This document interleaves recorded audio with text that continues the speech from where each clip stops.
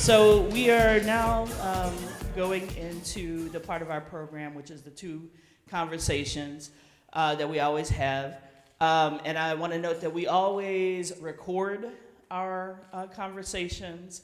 On the back end, we have them transcribed. We create digital exhibits that will go up onto our Chicago Black social culture map so that this knowledge is recorded.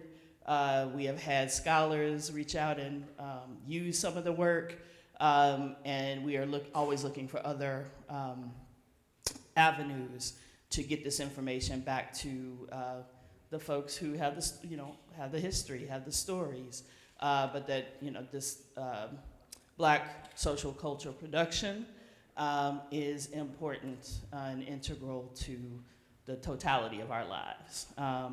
So we are going to start with a clip by Media Burn.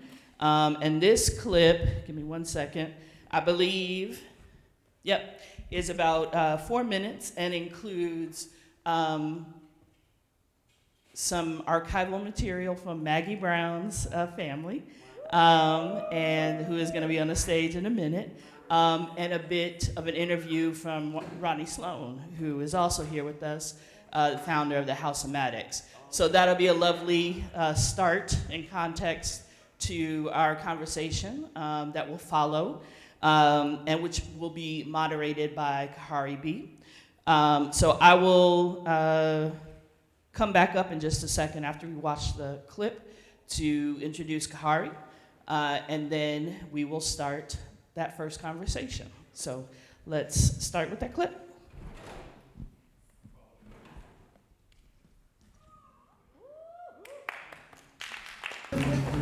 Now I have the pleasure of bringing to the stage my daddy, Mr. Oscar Brown Jr. All right, yeah.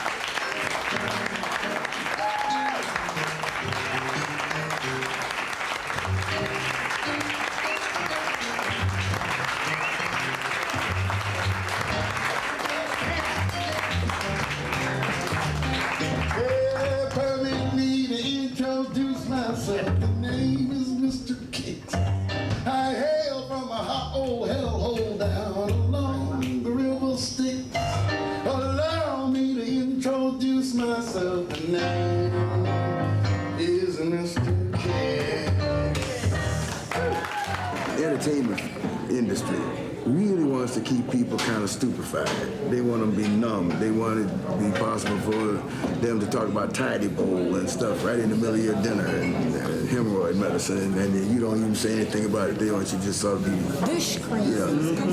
And so they don't really want sensitivity.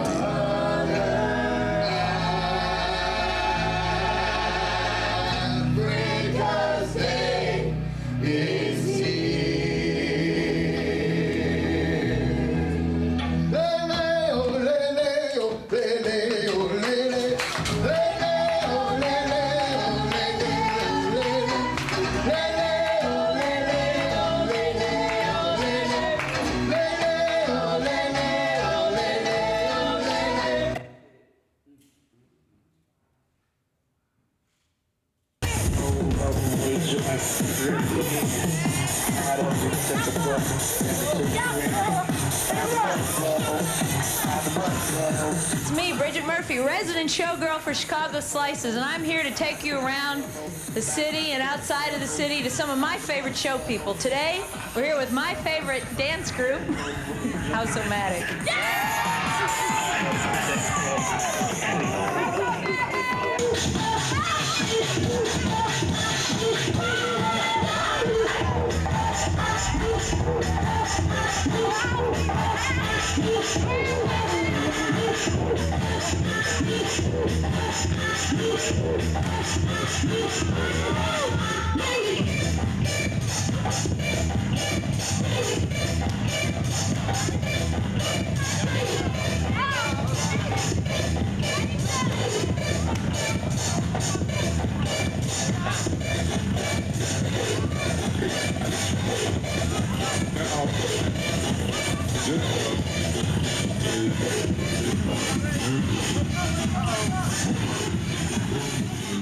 It all started from out in the front of the house. We just was dancing around, me and this guy named Eric Woods.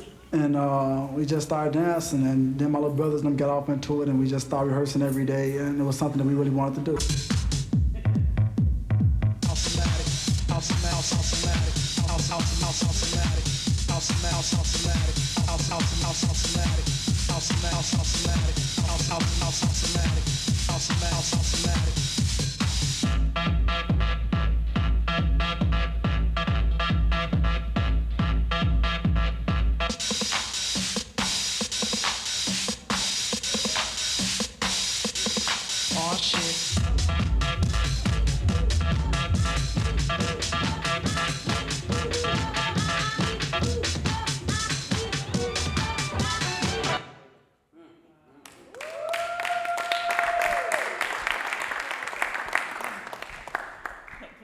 All right, so this first panel is lifting through culture, from Soul Train to House-O-Matics, and I'm gonna introduce our moderator.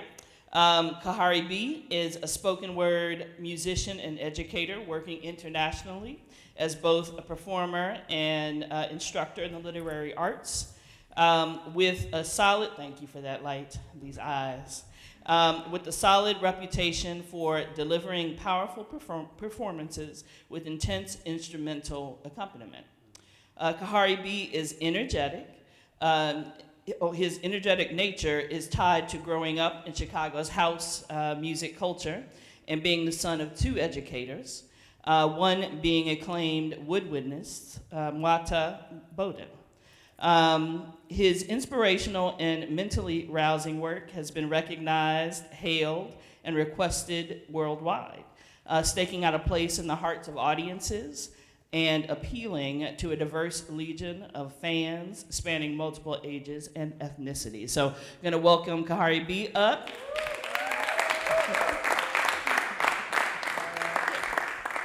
And Kahari will introduce our panelists.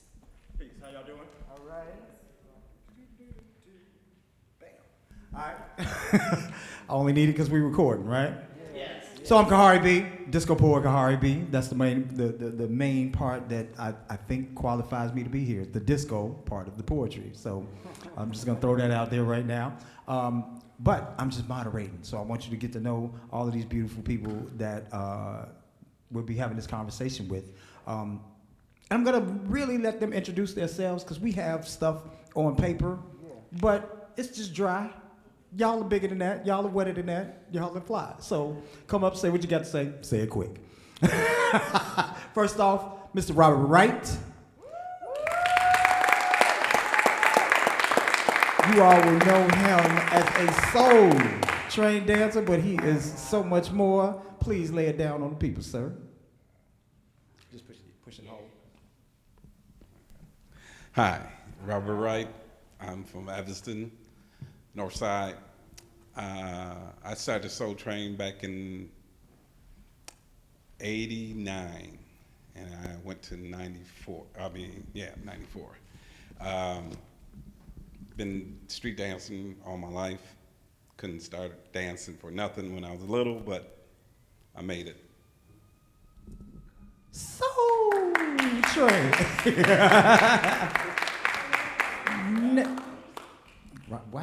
Was you leaving?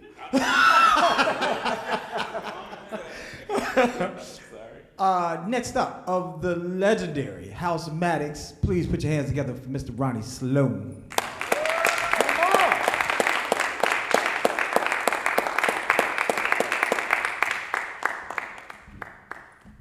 Good afternoon, everybody. My name is Ronnie Sloan. I'm the founder of House-O-Matic. We started in 1985. I was a big fan of Farley and Mike Dunn and Terry Hunter and so many others that started the music industry back in the day. So what I did was that coming from Inglewood, we knew that at that time it wasn't much being done really to try to keep the youth together and give us any kind of publicity or the love we needed to have for each other in order to bring the community back together and give young folks something to do. So I started a dance group called House-O-Matic with 185 dancers over the past 10 years, leading from 85 up into 90, 91. Then we end up going off on tour. I'll tell you guys more about that. But our mission mainly was to pull a lot of the young dancers together from the south side of Chicago. So we are the founding fathers of Chicago hip-hop community, dance hip-hop community, and footwork. Right on, right on. Ronnie Sloan. And last is my sister. Our backgrounds is way, way too similar, and I absolutely adore and love this person. She is a legend, period, from a legendary family. Please put your hands together for Miss Maggie Brown.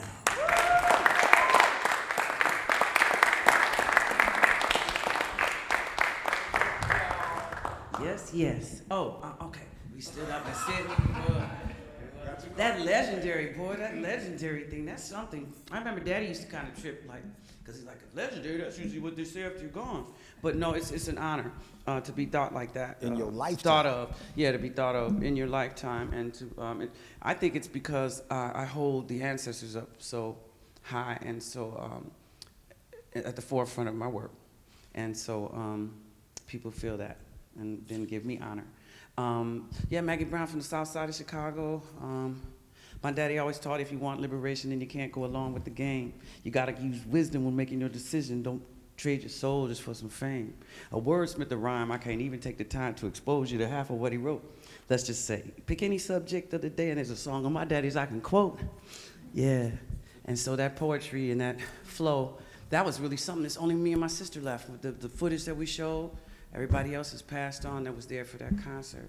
And so just love carrying on and trying to definitely make the future generations feel the same kind of pride and love for our history and our people so that we would, honor it better and treat each other better.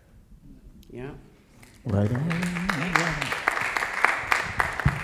Maggie Brown, everybody. Maggie Brown. All right. So, yeah, I got questions.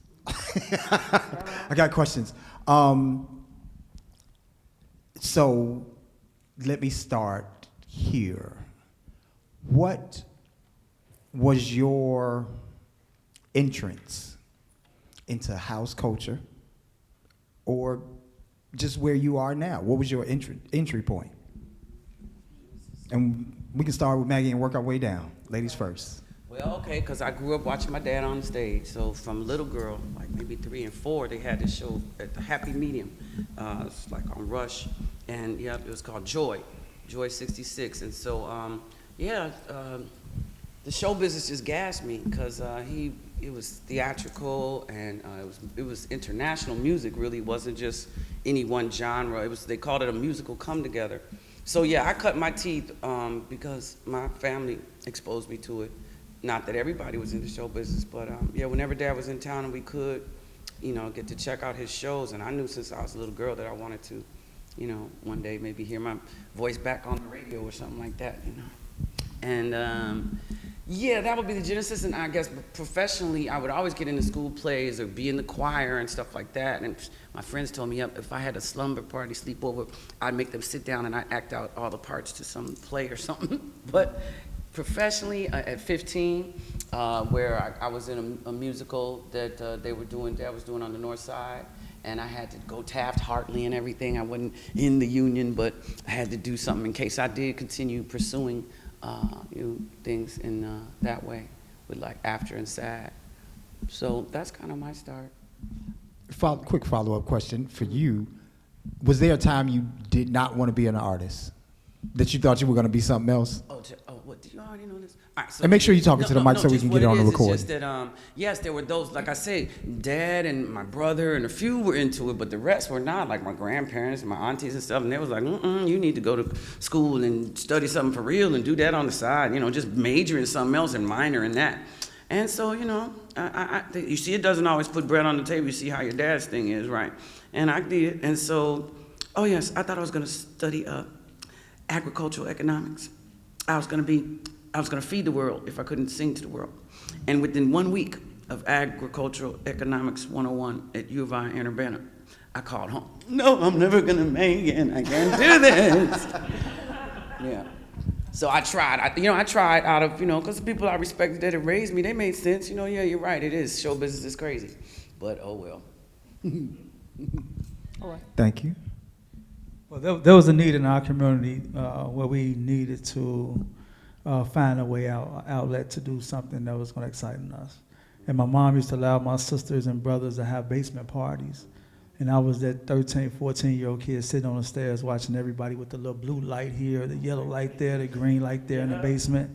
So they was having these nice parties, and when I became of age, maybe like 14, 15 years old, I started making my little flyers with the little cue cards and with the W, when, where, how, what part, the party thing. And so then I fell in love with music, and I think Farley and Armando and a few others was doing a big party at the, I think it's Navy Pier. At the time, just the ballroom was open. There was nothing there besides the ballroom. And in the midst of going to this party, it was the hugest, the biggest party, and the most excitement that I have ever been to and accustomed to.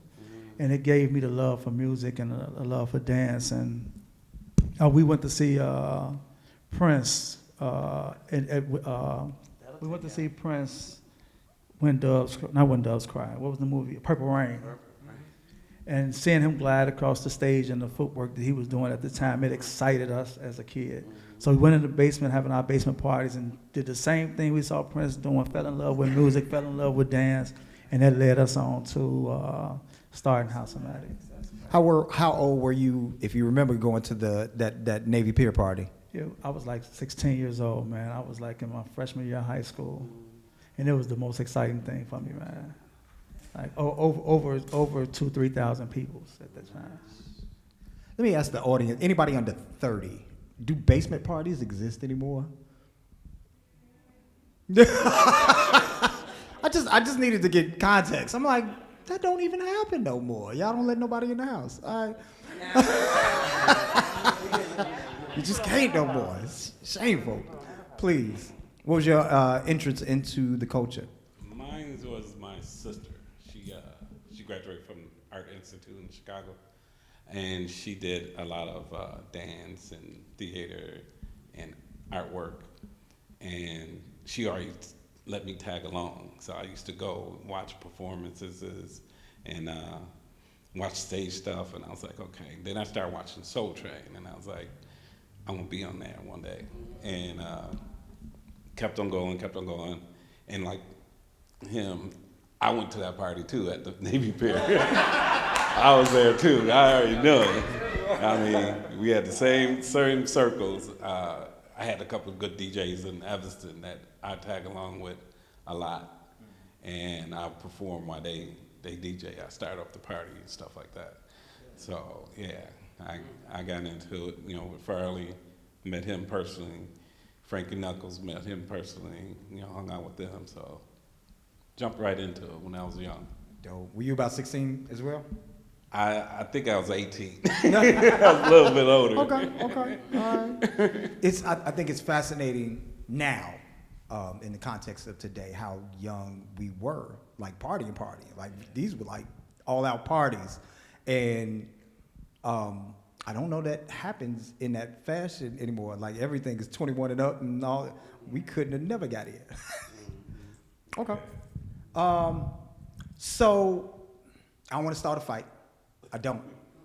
And this goes to Mr. Sloan.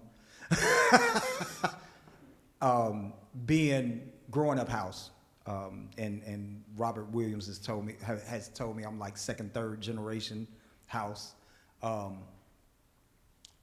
As young guys, we couldn't stand House-O-Matics. Like, why are they here? Coming in here doing these routines. But in retrospect, you all were innovators and like really pushing the culture. Did you know that then, or were you said it like 130 something youth?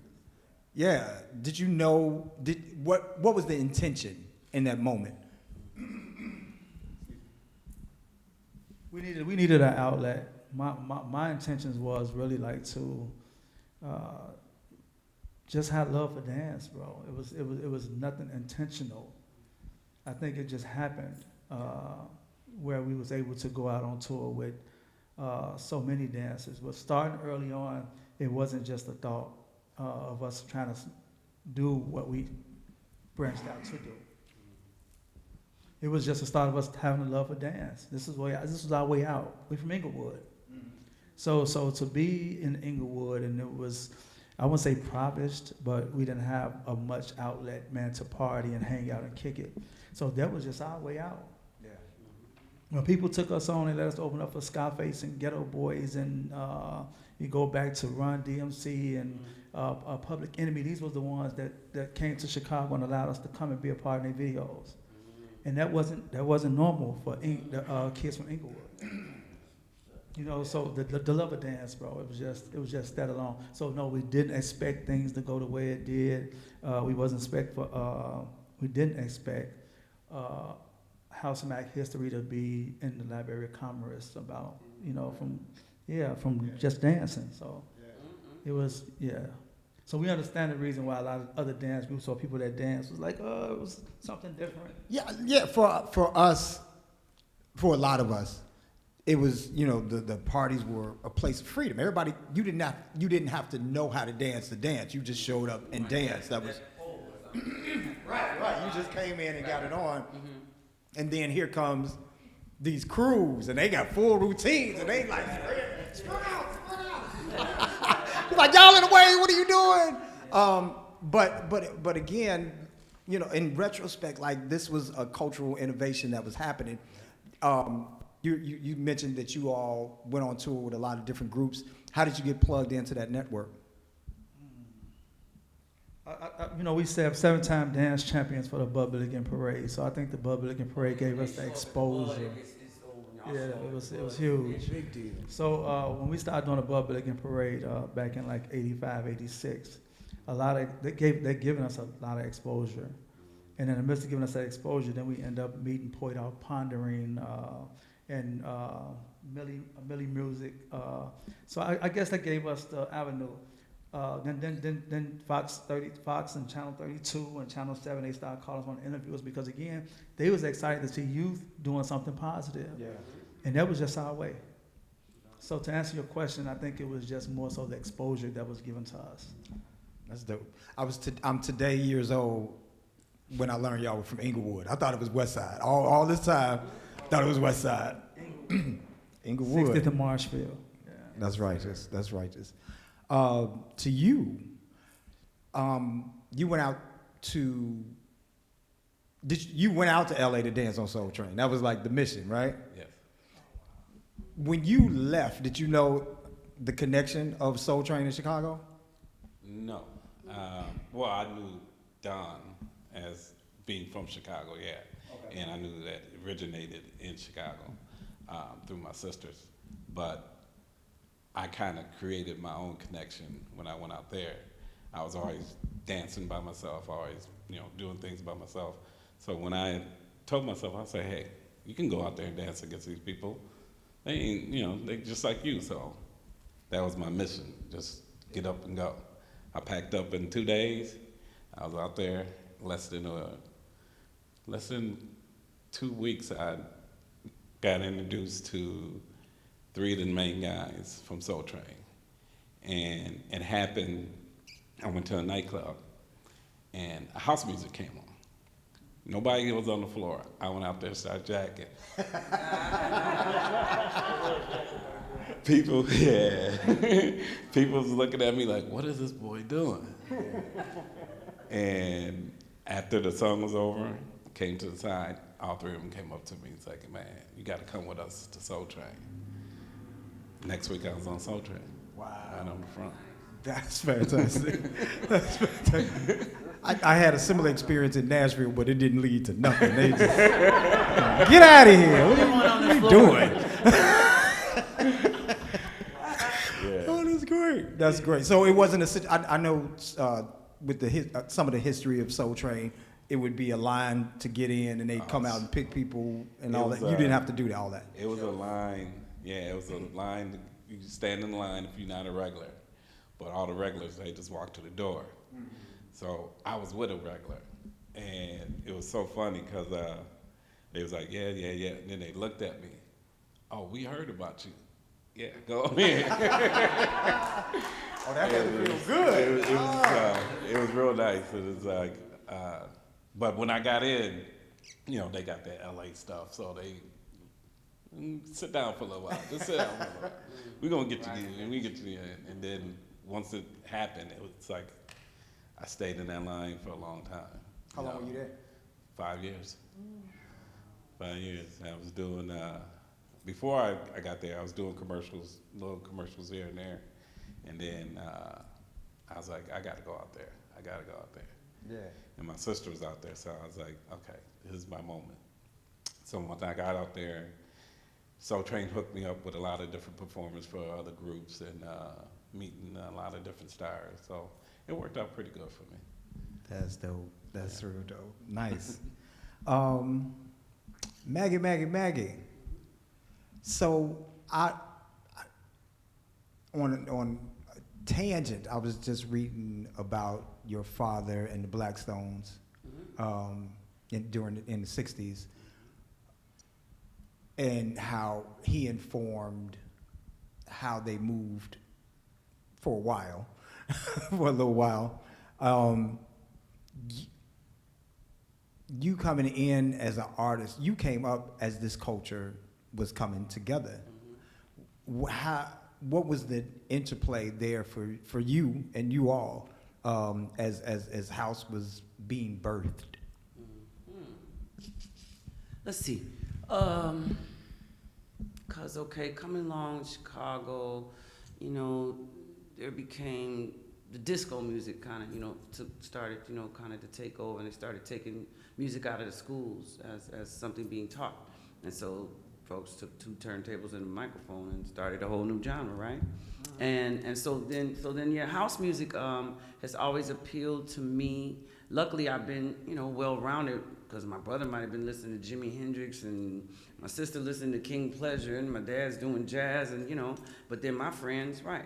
So you were saying, how did I interact with it as it first came on? Yeah. We still had basement parties, and but we were slow dancing. Hold on. All right, so then with the Even lights, to the fast. with the lights, and so yeah, just getting out. Like they used to have, what was it, Old Chicago? Yeah, you would go down to Navy Pier. There were things that, you know, kind of took you to the north side of town for these parties. Remember, Coconuts and all that stuff came along. I was watching some with Terry Hunter that's on TV, and he was talking about a lot of the old spots.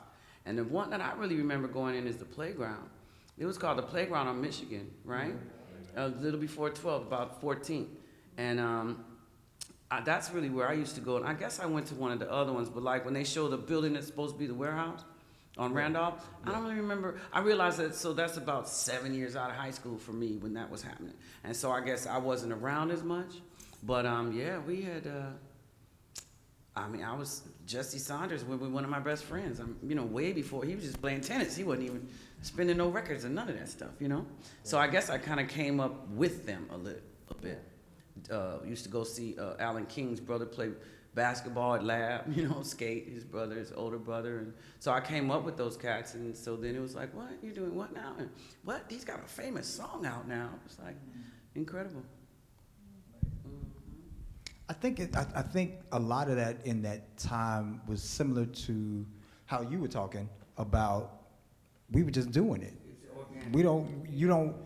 And I think that's important for a lot of people to know, period. You don't know what kind of history you're making when you're making it. You just making it. You were with Jesse Saunders not knowing that this is the dude. Like, right? And you were there. You took what you had going on here and it propelled you to a whole nother spot in LA, and you all touring with everybody and their grandmama. How big were the tour groups? Let me ask that. Yeah, the House-O-Matic tour groups, because I know you wasn't taking 130. No, we wasn't. What we ended up doing was that when Public Enemy came to Chicago to film the video they was filming down on 22nd, I think, in State, They took 2 of our dancers out with them. We had 3 dancers that went out with Missy Elliott.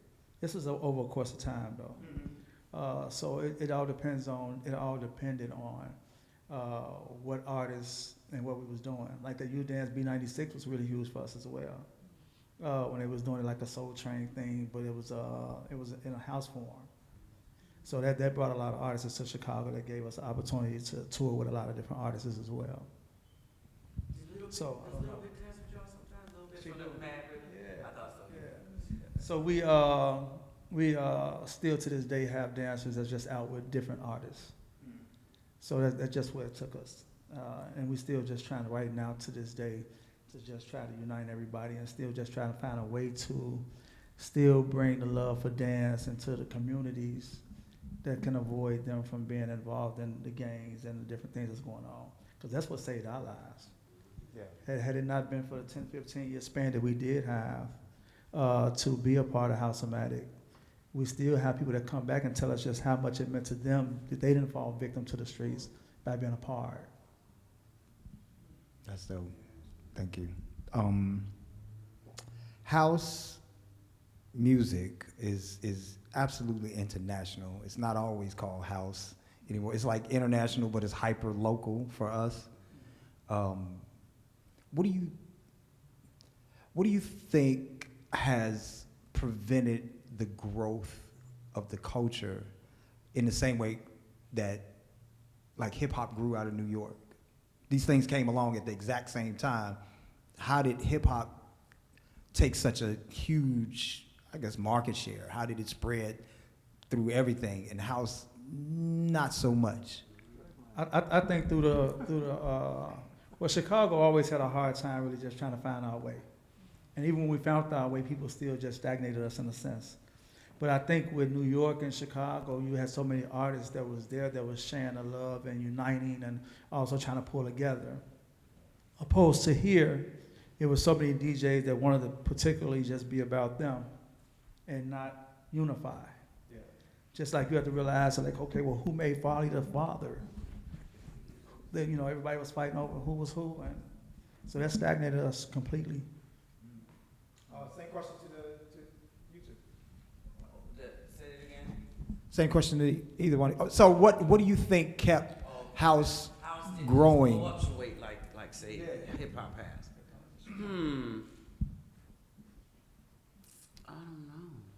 I don't know why the powers that be didn't see how they could cash in on it, because that's really all they care about. Is cashing in on stuff. Okay, this is what I suggest.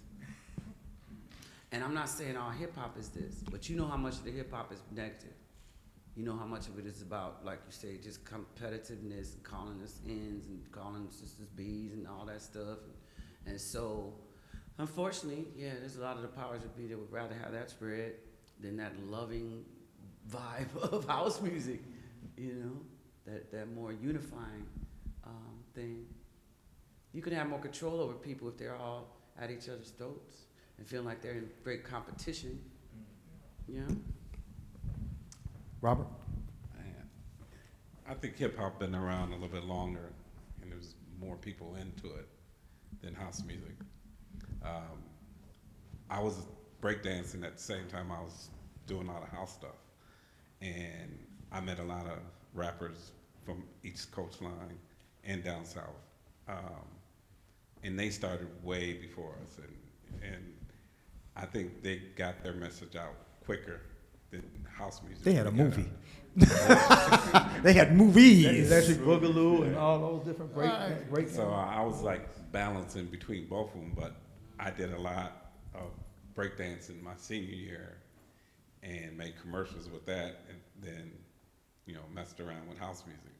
House music was my getaway from all this other stuff, to, you know, show my part of soul than just doing regular dance lines and everything else, made up moves, you know. So you used a very pertinent and curious word. Can you, and any of you all can answer this, but explain jacking for the people that don't know. Jack your body. Jack your body. Explain jacking.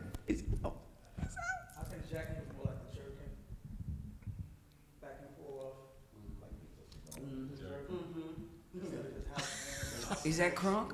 Because you said you stepped to the middle of the floor and you was jacking. Like, that means a whole nother thing. Right? That paints a picture for those who know. But for those who don't know, jacking. I don't know. See, I keep saying it that way too. I can't even stop jacking. It ain't jacking. It's jacking. Just letting your body be free, letting your body, absorb anything that you have that's in your mind and, you want to release. And, to me, it's like I was on the floor flying. It was weird. There's this big place called the Palladium in L.A., and these two brothers that I used to promote for, they had a dance contest there. So this place is so big, it's like the middle of the dance floor, it's like 2 basketball courts. And the stage is like a half a court. And then you got 2 VIP rooms, which is about a third of a court. So it was crowded, everybody was there, a lot of people was there. They had like 6 groups up there performing. And they asked us to, get some guys and perform from Soul Train. So we didn't have no routine, so we did a little circle. Everybody got a chance to go out. And it so happened, when I went out, they threw on a house song. And I started jacking, and the crowd went crazy. It was so crazy. I could hear them and I could see them. And the next day, I had been assistant choreographer for Jeffrey Daniels from Shalimar. So the next day he called me up. He said, "Hey, was you at the Palladium last night?" And I was like, "Why?" He said, "There was a guy there that was floating in the air." And then he's like, talked about it. I was like, "Yeah, that was me." He's like, "Yeah, I knew it was you. I knew it." And so, it's just a move that, let your body go free. Yeah. Ronnie, for you, what is jacking for you? I think jacking was just like jerking. Like most of the people, most of the people that I've known that was jacking, even back in the days we was jacking, it was always just an up and down feeling, like jacking your body, jacking. And I looked at it as being just jerking and jacking your body. Up and down thing, not like footwork and the other culture of dance that we was all accustomed to. Yeah, like he said, it was just a free way of dancing, right? Oh, Maggie? what I know about some jerking? Well, let's see, what was I gonna say? Our people carry with them a righteous sense of rhythm. So we have always been known for music that we intone, dancing with grace and balance. Where do we get these talents? I'll spill the beans. It's in the genes. And so it's like it's in our DNA. It's what we feel. I think it's like, a relationship to the drum. Because my dad would always say, the people who don't like the boogie can't. Like anybody who don't like that, chances are it's because they can't do it, because it's a bunch of fun. And liberating. Yeah, but I don't consider myself no jacker or nothing like that. I think your definition should go in the dictionary when somebody puts jacking down. That whole rhyme should be the definition. That's some OBJ though. Yeah, we wrote a whole song about it, it being in the dreams. Our rhythm is our ruler. It keeps our people cooler. Dancing, when we get to it, you see how cool we do it. And when with voices rising, we come into harmonizing. Close study gleans. It's in the genes. Sound the drum. Africans come. Voices ring. Africans sing. Music played. Africans made. Strings so strong. African song. And so it's in us. Y'all can go clap. Don't be scared. You can clap. Yo. All right, right on, right on. I'm asking particular questions because I know that the narrative of house is not necessarily controlled by us, right? But we were the ones who were creating these things and forming these things that would later have definition if they even needed them. And I just want that on record. That's what jacking is. You know what I'm saying? Like, Palladium, that's where NWA started, ain't it? A little what? A couple of places. Yeah. Okay. There's so many places around there that it's like, you got the Palace, you got a lot of places out there. Yeah. Is Palladium still around? I have been out there for a little while. Okay. So, Okay. Yeah, I don't know. I remember partying in New York in the 90s, and then going back in the 2000s and clubs still being there. Chicago didn't so much have that. Like, we got clubs for a good 3 weeks. Then it was gone. I was at AKA a lot. You said what? I was at AKA a lot. On Yeah. the north side. Yeah. And where is it now? Oh, that's Exactly. It's a temple. It's a East temple. Indian Cultural Center, if I'm Like, not mistaken. I No, can't- it's I think a so. Indian temple. Yeah, that's Yeah. I can't think They of own both one of the legendary parks. club Yeah. that was there at the beginning that still exists. That's Like what I was Chicago trying to didn't think have, of. Yeah. Chicago, I guess Coconut's politics Copper didn't have the box. same relationship Copper box that New Copper York did. box. I think after E2, Riviera. rest in peace for the Oh, people Please, that yeah, did. go ahead. But after E2, it was just yeah. like the club thing was kind of like just a done deal for a lot of people. After that situation happened, So- rest in peace to those. To all those people that we Talk lost about there. Yeah, because some people may not know, right? What happened at E2? The fact that But they gave a big party down on 22nd in Michigan, and it had been a club for years in different names. Yeah. But I think that somebody had got into it, There and was an up somebody and sprayed downstairs. sprayed some Mhm. mace, and it was an up and downstairs situation, and everybody tried to run up out of there from the mace being sprayed, and it trampled over everybody, and the doors a weren't. lot of people died. Did The the doors doors was- not open properly? they I mean, had they chains. was jammed up. They had to change it. I think it was just the Like so many people 23, trying to 24. get through there, that Yeah. bottleneck. Yeah. Yeah. For the record, it wasn't on a house night. Just want to No. put that in. Say that. Definitely. But we can't party like we used to. We can't. This generation can't have what we had when it came down to the structure of music, the structure of unity, the structure of dance, the structure of togetherness, because of the fraction of different organizations from different areas. And it just killed everything when it comes down to what we had. I want to push back on that just a little bit, because why can't they? I know when I was coming up, the gang culture was strong. Gang culture was very strong. I went to school I went to Lindblom, so I was in Inglewood every day. and I think Hoover had just got pulled off the streets, and Lil Hoover was still running around terrorizing the world, and like gang culture was a major thing. And we risked our lives going to parties because we were going through the projects to get to certain clubs, and we had the Coach belts and the bags and the this and the that, and the bangers was like, it's shopping time. Here come them house bags, like, right? So it's not like it was Shangri-La for us either. We just found we penetrated through in a way. Because you said that, what do you feel prevents this generation? Because culture dies if it doesn't continue, if it doesn't pass, into the next generation.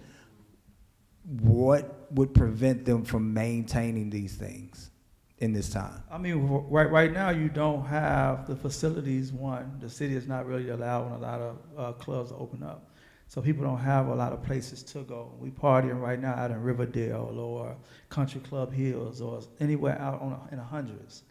If you notice in the inner city of Chicago, it's not many clubs where we can go and really just have a nice time when it comes down to dance. Now, if you want to go have a drink and just sit down and have a cocktail or something like that, it's different. But the joy of being out in a club was to go party, for men to meet women, for people to take their families and friends and stuff like that when they come in town to go to certain clubs, certain parties. Well, we don't have that anymore. People was afraid to go to these parties because of the gang cultures, or because I'm from the east side, I can't go out south, or if I'm from the north side, I'm not allowed on the west side. So it's bad, man. But for those of us that love dance, love house music, and love music as a whole, I think that would always be in our heart. But I think it's just something missing. And that's the opportunity to be able to express that love and that dance for dance and for the culture, where you can meet peoples and be at one. Mm-hmm. Music brought us back together as a unity. You can be straight, you can be gay, you can be black, you can be white. This is what music did for us, to bring us together and to unify us. But nowadays it's just everybody separated. So you mentioned how the bar and lounge thing kind of took over from actual dance clubs. Do you all remember that switch when all the dance clubs were kind of closing up, and it became a thing of bar culture? Do y'all remember that? And right? Can you talk about that time, the switch, or when you noticed it? Because like you said, at one time it was clubs all over the city. It was Playground and Coconuts. For me, it was what was the club again? We just talking about AKAs or AKAs. Coconuts That was or the it was Playground the or click Warehouse. when that happened. Underground. Oh, E2. E2. Thank you. After that, bro, they had so many sanctions about where you can party, code violations, how you can get a permit, how you can party or can't party there. That was over with. Yeah. Were you still around? Yeah, I came back and forth. Okay. Came back and forth. Do you remember how that switched, or did you notice it? I didn't notice it that much because I stayed out in LA a lot. And so every time I came back, something was closed. So I just figured it was closed. And then people stopped going out, to regular places, and then they started going to mixed clubs. And that's where I was like, okay. And then I became a father, and I was like, I can't go out no more anyway. Word. So my life switched. Word. What about you, Maggie? What? We was over here talking. I'm sorry, I was being bad. Sidebar. Because I remembered how Chick Rick's, Mr. Ricky's, that kind of lasted toward the end. Like, didn't that stay open even maybe a little after E2? I get mixed up with my time. Chick Rick's was still around there? I had an older brother, and he would go there fairly religiously. But he would also, before that, this would have been the 80s, he would religiously walk all the way from 51st and Drexel to the Taste on 60s 3rd and Low. Yeah. And it was quite a spot then, the Taste. But I did miss the question before that. Just remembering some clubs that seemed to sort of stick around. But again, even with the Taste, now they would dance a lot, but it was a bar. It did. Yeah. Just the bar culture took over. So.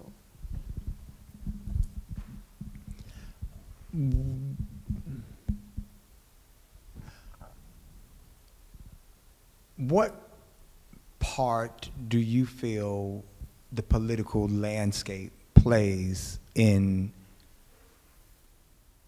in-house culture, good or bad? The political landscape of Chicago, how has that had a play into the culture of house from the beginning to now? We're famous for deep dish pizza, politics, and house music. Like, how did? Me personally, I think it's the DJ thing, bro. It's the DJ thing? Yeah, because everybody want to be, this person want to be the king. This person want to say he established this and how you that and this and that. And I think the best thing we have really for music when it comes down to house music is the chosen few, because they kind of like is dominating, like and bringing everybody together right now to be a part of that collection of peoples. But I think what separates us is that everybody still want to, it's a lot of questions about Farley still being the king of house. You know what I'm saying? It's just so many people that's, I wouldn't say envious of each other, but everybody wanted to take on the notion of who started it, where it come from, who's the this, who's the that, and that's just a separation for our peoples, bro. Okay. I don't know if that answered the question correctly, but no, but it's good. I think I don't think you can really say like and what divided us, because I think people still unified because of the chosen few and everybody that pull together when it come down to house parties, or when it come down to picnics, or come down to festivals that we go to. Mm-hmm. So I don't think it's a big division in that sense. But I think that what stopped us from growth and moving forward was having people to feel entitled. Anybody else got an answer? You don't have to, but I'm just asking. Okay.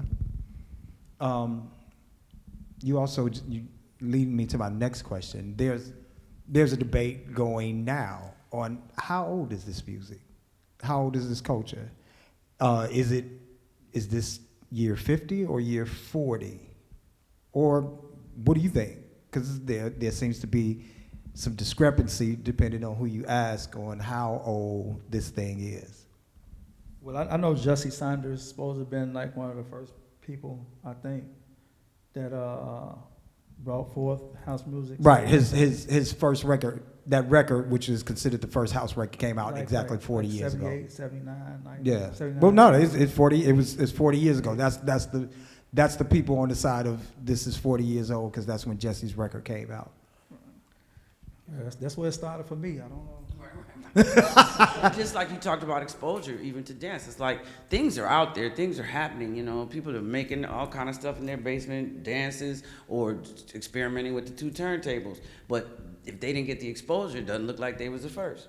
And so Jesse, yeah, he got in a lane that put that music out there, and then it just, to me, it just sort of snowballed, and you know, a bunch of little friends turned out to be start DJing, and you know, and then doing the thing.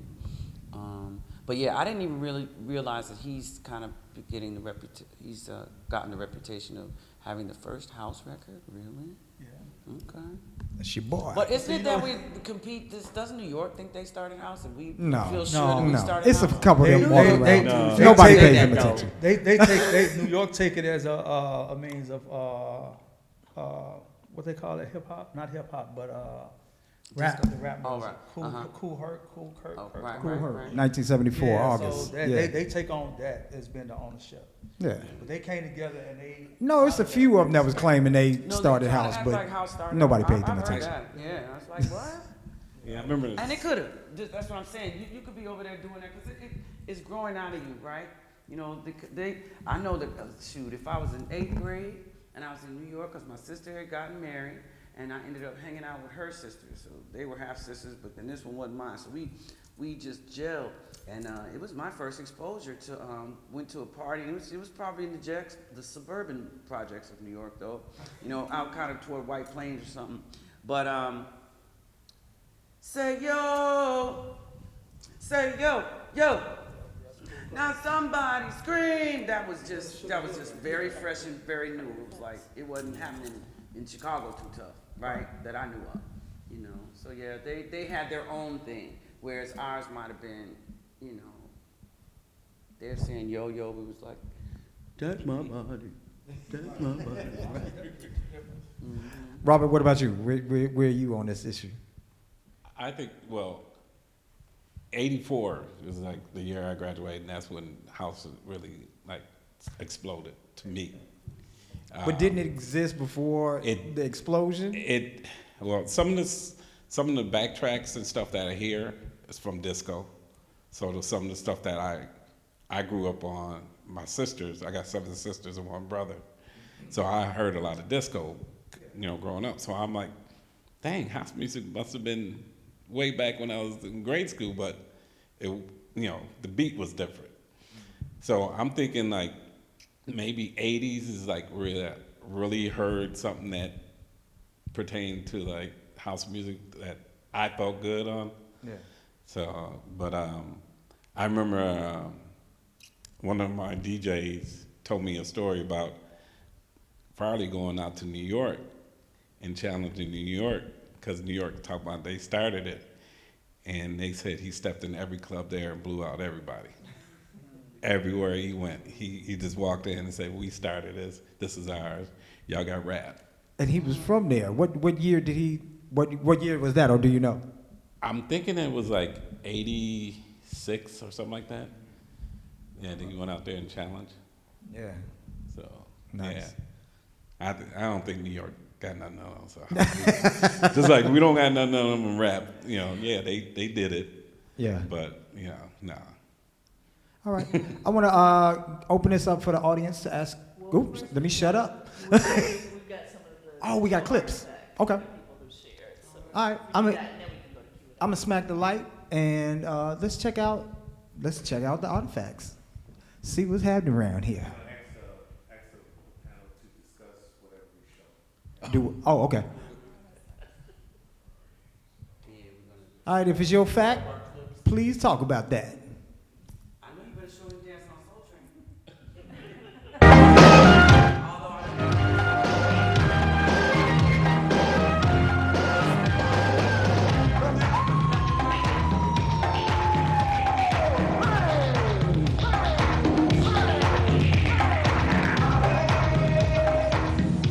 And our next guest is not only one of our all-time great Soul Train dancers, but an original member of the musical group Shalimars. He joins us to do his latest single on the Solar Epic label entitled She's the Girl.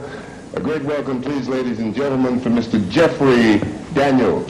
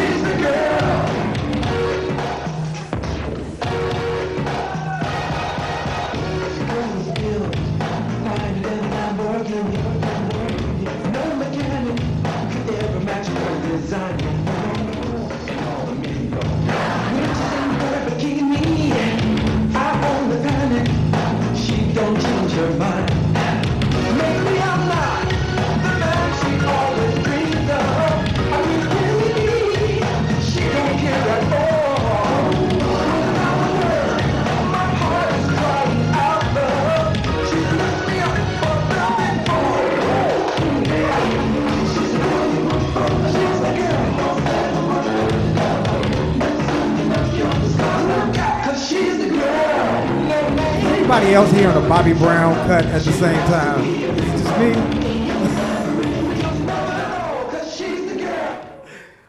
Robert, talk about that, man. That was my third year out there, I think. And you know, Jeffrey Daniels is a little bit to the left of everybody back then. Jeffrey brought me along as an assistant choreographer for a lot of things that I would have probably never done. Johnny Gill, After Seven, a lot of different big shows. And I found out a lot about him that he didn't get credit for all his work from like Michael Jackson and other big people that he choreographed. Like when Michael said he did the first moonwalk, he got it from Jeffrey. No, Jeffrey was, Mike said he got it from Jeffrey though. Huh? Mike said he got it from Jeffrey on a couple of Yeah, but at first he didn't. Yeah. And he gave the credit to this other choreographer on a lot of stuff.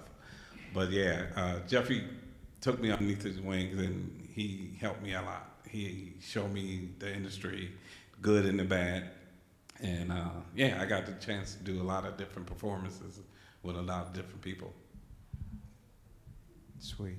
Thank you, sir. Thank you, sir. What's our next artifact, Joe? 1990,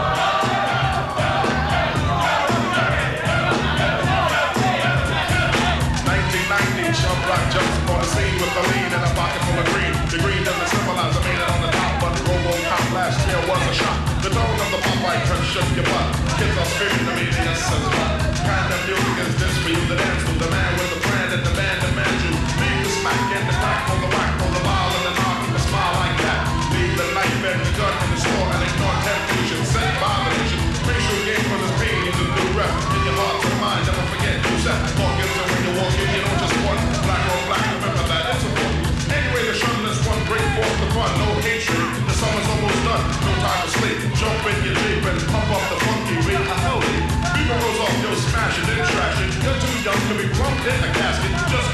noise and bring the noise in, just swing it.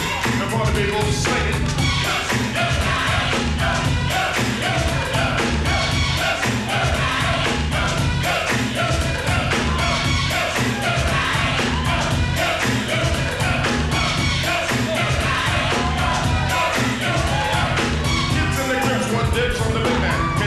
Can they come out, son of damn?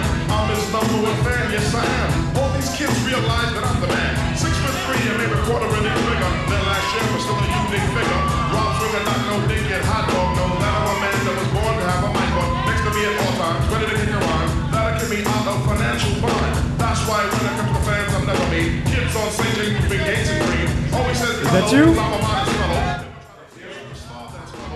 These kids don't go by. About to say something, man.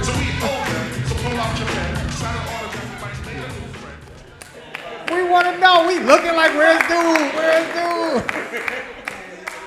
That was a little jacking. That was a lot of jacking. All right. Y'all give it up for Robert Wright. Moment in the sun. What else we got, Joe?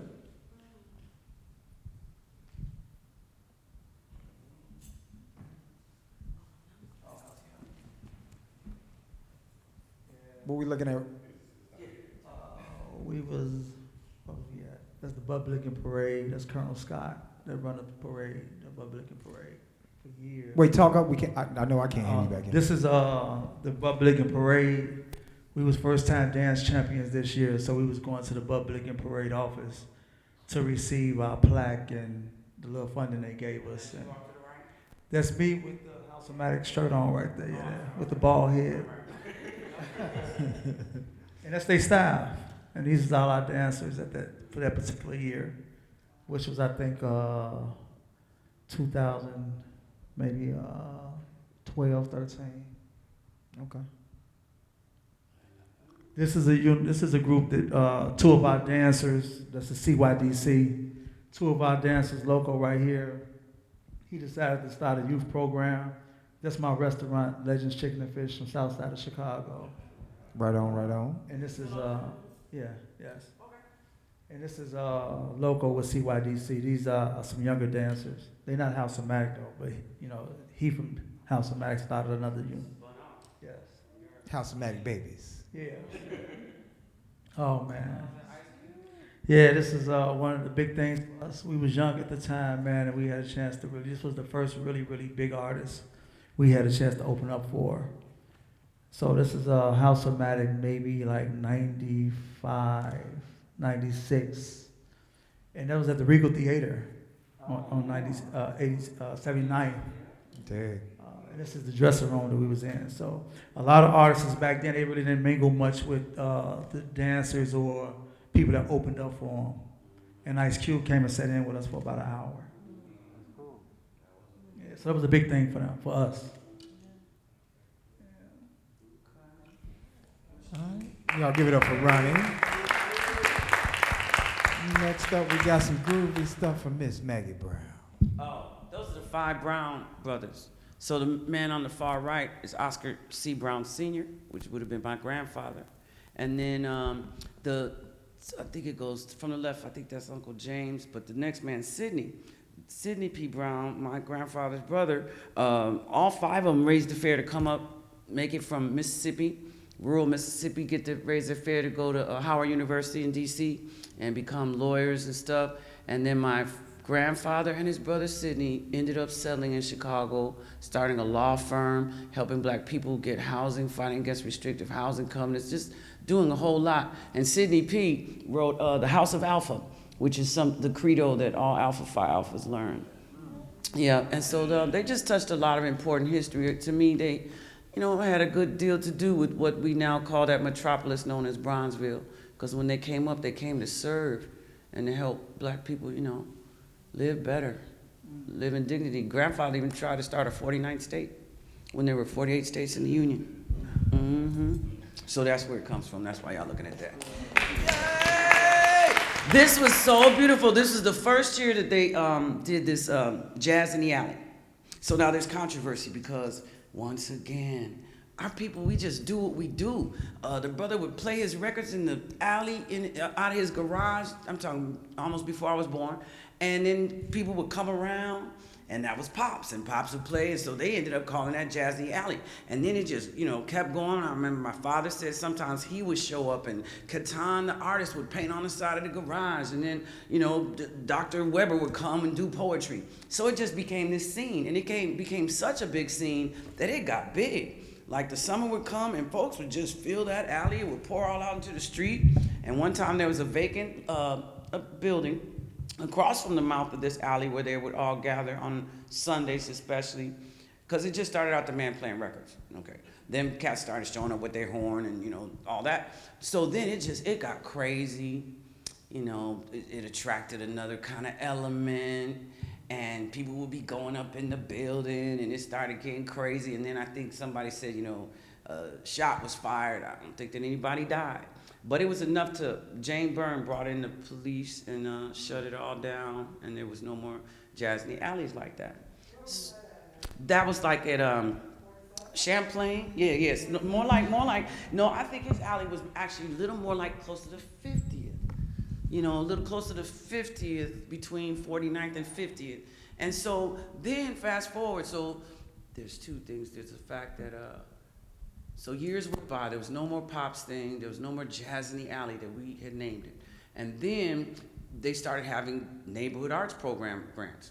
I remember going for one, and so a lot of times a person would go for that grant because really they wanted to try to recreate that thing. We're gonna have a little jazz thing in the, and like Jimmy Ellis would do that and different people. And then that kind of waned. And so then now, fast forward, you have an entity like the Hyde Park Jazz Festival that now realized the value of it and could garner the money to help bring it back in this new iteration.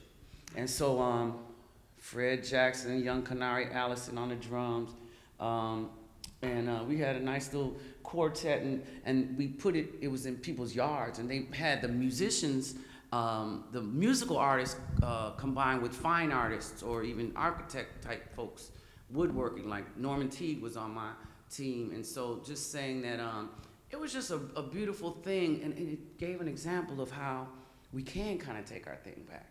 We can start doing it, just get the permit, block your block off, and we're gonna do it, and the neighbors gonna cooperate, and this day we're gonna make it happen.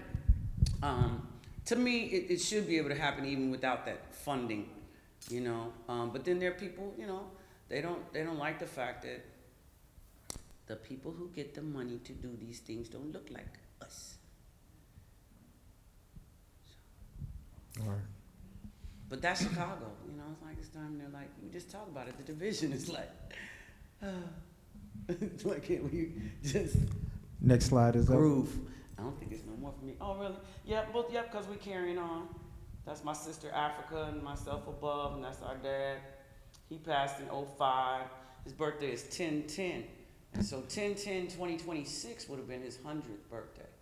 And we're working toward building momentum and making sure that the year 2026 is a big rollout and bring him out of obscurity, because there's no way they should have celebrated the 50th anniversary of rap and hip hop and his name didn't come up. He's the one who kicked the door open. He was doing socially conscious rhyming to jazz rhythms and beats 1959 and 1960, saying, let's see. If I'm not mistaken, I once read back during that short spell I spent in school, where every slave set free was supposed to get for slaving 40 acres and a mule. Now, ain't no telling how much work was done by my ancestors under slavery's rule, but sure as hell Toto's got to run at least to 40 acres and a mule. Now, I'm not saying this to see folks sweat, because I'm not bitter. Neither am my crew, but ain't nobody paid for slavery yet. About my 40 acres and my mule. We had a promise, and that was taken back. And when we hollered, it was hush, be cool. Well, me, I'm being rowdy, hot, and black. I want my 40 acres and my mule. Don't tell me not to get myself upset. And don't look at me like I'm some sort of ghoul. Just answer quietly. When do I get my goddamn 40 acres and my mule? No thanks, I'll take my own self out to lunch. No thanks, I'll build me my own swimming pool and lay and play around with my own bunch if I have to get 40 acres and a mule. Cause see, interest gotta go on just like rent. I may be crazy, but I ain't no fool. 100 years of debt at 10% per year, per 40 acres and per mule. Now add that up. Ooh, look at that. No wonder y'all call great-grandma a jewel. Yeah, just pay me that and call the whole thing square. Yes, Lordy, 40 acres and a mule.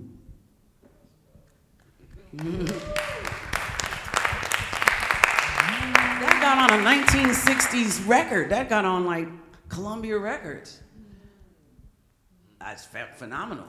But and it had like do dee dee do dee it had a beat with it. And that's that door. And yeah, I've always said I can't stand you could know who Lil' Kim is, you don't know who Oscar Brown Jr. was. It don't make no sense to me. No, there's a reason though. I know. All right. Thank you. Thank you for showing that. So, we're going to take questions. We got about 5 minutes. We'll take questions from the audience. Anybody got them? Raise your hand. I'll come over to you, give you your mic so we can get you on the recording and all. Bam. Hey, please introduce yourself to the people and ask away. Hi, I'm Celeste Alexander.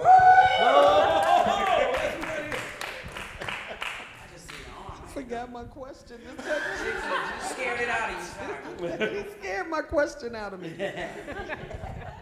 I guess it was more of a comment than a question because I'm so ingrained in what our culture was in the 60s and the 70s. And Maggie's father was a very, very big part of that. I remember Uncle Oscar. They used to practice downstairs in the first floor apartment of my building. And when you were talking about the jazz alley, Maggie, I don't know, do you remember the John Coltrane sets that my dad and them used to throw?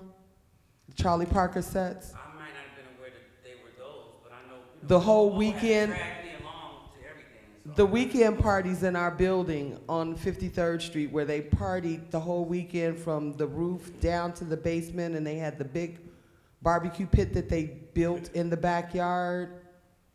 I don't know why, I'm vaguing out on that one. So it was the Woodlawn block? It was on 53rd and Woodline, 5325. So it was gonna be on the west side of the street? On the east side of the street. Like Corky Brown? Corky's building. Corky lived in my building on the first floor, correct. Yeah. Yeah, I just remember endless rehearsals. Like, they would just play all day. I didn't think about those artifacts. My father was a photographer. And I got all those pictures. I got some stuff. I got some stuff. So we'll talk about that. I need to get an archival project done. Yeah. We really should. Thank you. Somebody else? Anybody else? Hey. Introduce yourself and ask away. Thank you. I'm Dejana. So in this conversation, I keep hearing something about like credit coming up, like being credited for your contributions. And so it's making me wonder, like, do you have advice for your younger selves or advice for artists coming up about finding a balance between being remembered and credited for your individual contributions while also understanding like that the culture is communal and that there's more than one person doing one thing, and it only continues if the whole community is being lifted up together and remembered together. So how do you find that balance between like, I want to be remembered for what I did, and also this isn't about me, this is about us, if you have any? I know I made a statement like talking about how, yeah, I do. I don't like that he's not brought up in the conversation when he was definitely doing what came to be known as rap or spoken word, certainly. So I definitely hear you though, that like, yeah, a person might have innovated something, but unless we all share in it, like you say, and allow it to rise, then we're busy being crabs in a barrel. It's mine, I did it first, yeah. So what would I say to my younger self? And by the way, Oscar was like, he wanted to give the music away. He didn't like selling it by the note. He got in the industry, but he saw the nastiness, and he didn't really want to deal with it the way it was set up. So that's something to think about. That might be something for me to get over, but I don't know. He was talking about things that have to do with being hip, as he described it, human improvement potential, like something to raise us up. So that was squashed. And so now what do we have? We know it's not all bad, but too much of what's rather negative is what's popularized, is what our young people can have access to constantly. You have to dig and look to find the hip stuff a lot of times, right? It's not just put on, the eye-level shelf, right? That's just how I feel about it. I'm old. Copyright and document. Copyright and document. Real copyright. We can't deny what Big Oz did because he recorded, which are documents. So when somebody's like, he could be the grandfather of hip hop or the godfather, and there's an argument happening. Well, we got recordings of him doing this thing in 1959, 1964, and we have to document. Otherwise, the narrative runs away with somebody else. You got documents, that's your prima facie evidence every time. And then copyright your stuff. I'm telling you that because I know. Any other? Yes, sis? Hello, my name is Adriana, and my question is, do you all think it's a possibility for a contemporary movement in house music to emerge led by young Black Chicagoans? See why not? Let's do it. What'd you say? Huh? We said yes. We don't see why not. Sure. Let's do it. Hold on, Celeste had an answer. I heard her back here. I said it's already happening. It is. And on, right? he said it'll never be the same, and I said it's not supposed to be the same. Well, it's supposed to evolve. Well, I think a big part of what we were doing was about space and about sound, and you're never gonna. That's a big component that you won't have now. Yeah. So that's what I mean. Yeah, people can dance and hear music, but they won't have the environment that we had. That was a big, huge part of it. Yeah. But I think attitude-wise, the youth that wants to learn, I think that they still embrace and keep the culture of it thriving. And I think it's very well needed, very well needed. To Celeste's credit, if you didn't know about it, Dwayne Powell and Celeste have a thing, Sunday service going on, and it's all ages. And actually, the next installment is tomorrow. And it's beautiful to see the babies and the old folks all posted up. The people that got knees still dance, and the people who ain't, they sit down and enjoy. Yes, sir. Come on. So on that, you mentioned the environment and how things are different, but Sunday service is a pretty new thing, relatively new thing. And so do you think that elements of the environment that were lost back then are actually reemerging as well, or are we creating those spaces? But let's talk about that at the next Okay. No, because they're coming out. Y'all can get Right deep on, with it. right on. That's dope. And it involves involving you all. Just to add a little point to that, it involves involving you all. I've been doing a particular event for the last 20 years, and I've made it a point in the last probably 5 to 10 to make sure that at least one of my DJs is somebody much, much, much younger. One of you. Because you'll bring your crowd to get exposed to what we're doing, because the event is rooted in house music, and we have to pass it down. We can't hold on to it like a generation did and let it slip away. All right, anybody else? Question? That's it? Bam! Y'all enjoy? Very good, Kahari, thank you. Please give thanks to Robert, Ronnie, and Maggie. Thank you to HoneyPot for making this possible and putting us on, bringing you beautiful people together. We've got another panel in 5 minutes. Drink some water, stretch your legs, 5 minutes. Next panel is going. Thank you again to all of you for being here and to our wonderful panelists. Can y'all give them one more hand, please? That hand sucked. Can y'all really give them a hand? Like, thank you and good night.